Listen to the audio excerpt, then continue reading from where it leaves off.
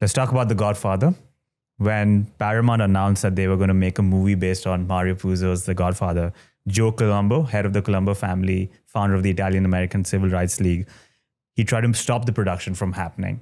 Was it a risk at that point for Paramount executives, for Francis Ford Coppola, to make that movie because the Mafia is still so strong that they didn't want to see the movie out there? Well, the biggest problem they had was because, number one, Costello's son, Joe Jr., was arrested. So he was using the book just to grandstand. He didn't care, believe me. I know these guys too well. So, and me, my ego, Paramount put out a letter saying Sicilians will play Sicilians, Jewish doctors will be Jewish doctors, because the book, they said, was so great, they wanted to use unknowns. So I had money. So I shot a test for Michael, a test for Carlo, and a test for Sonny, and submitted it. And my memory's like a steel trap. I bought the film of Allen Photography in Las Vegas, and he sold me 16 millimeter mag stripe, because I was going to shoot it on an Arriflex camera. But the film was old. And again, these obstacles and things that would be a deterrent for most people turned out to be the reason how I got the part. Because when they got the test, I didn't know, nobody knew, that Coppola was trying to convince Bobby Evans, Stanley Jaffe, all the heads of Paramount, we should do it in a sepia tone and make it look old. So my test went around to everybody. So they didn't know who Gianni Russo was. They saw the test. So now I hear he's picketing up here and there's all kinds of problems. I jumped on a plane and came to see him on 86th Street, his club. And I walk in there, I said, Joe. And we hug and kiss, because I was running a league. I had my own group in Vegas for the Italian Defamation League. Everybody had to create membership. So I was a buck a button sending it to him, all that. So I walk in there, I said, I got an idea. He said, what's your idea? And he just introduced me to Stu Slotnick. That was the lawyer he just hired. Nice Jewish lawyer. Very smart move. And they opened offices on Madison Avenue for the Anti-American Defamation League. And they had marches. 100,000 Italians would show up denouncing the Godfather book. And it was all this stuff. And Paramount had a lot of money invested in it already. So I said, Joe, we can make a lot of money. He says, oh, yeah. And he caught on to it. He said, we? I said, yeah. I said, what do you think I came here for? I got an idea. He said, what's your idea? I said, why don't we set up a meeting?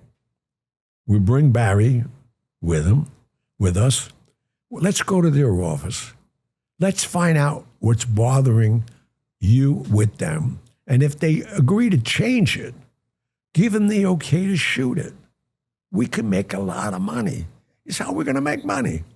As you're going to ask for the world premiere in every major city in the United States. The night before it opened, we'll have galas. People be scalping the tickets, $500. Make all this money. Yeah. You think you could do that? I said, I don't know. Give me permission to go talk. So he looked at Barry. He said, Barry, what do you think? He said, let him go. So I left Madison Avenue, walked up to Columbus Circle, which happens to be Trump International now. Yeah. It was the Gulf and Western building. And I was there in the morning. There they all are. Bobby Evans, everybody flew here. And they all knew me from the test. They said, what's that guy doing here? So when I saw enough of them, I walked over to them. I said, I just left Joe Colombo. You got a big problem. He said, you just left Joe Colombo? I said, yeah. He says, what does he want? I said, he wants to meet with you.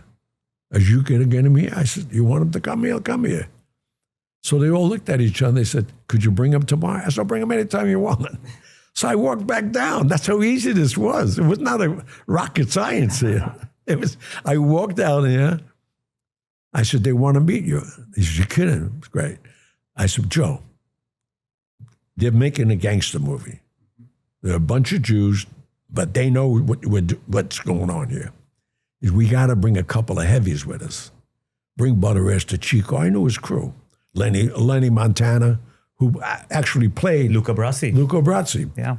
I said, we go there with him and the lawyer, only 5 of us. We get the guys go against stand at the door. We got to play the scene. He said, I'll do all the talking. It's okay. So we said, all sit down, they all shake hands. And I said, you know why we're here? I think this would be very simple.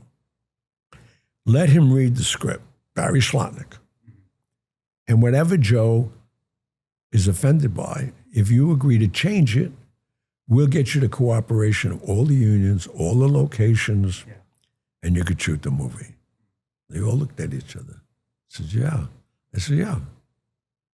It's okay. I said, but. And they all, oh, but. I said, well, there's two buts. The first but, if he does that, he has the world premiere of the movie in every major city that night to exploit and raise the money for the Italian-American Defamation League. We got to give something back to the Italians. So they all agreed to that. Mm-hmm. And they're all shaking hands now. So I'm saying, hey, Joe, I'm still sitting. They're all up shaking. I said, Joe, what about me? He says, what are you going to do for the kid? So Al Ruddy says, oh, no, we'll give him a part. I said, excuse me. Joe, tell him to sit down. He didn't even tell him to sit down. He went like this. They all sat down like puppets. I got up. I said, let me say something to you.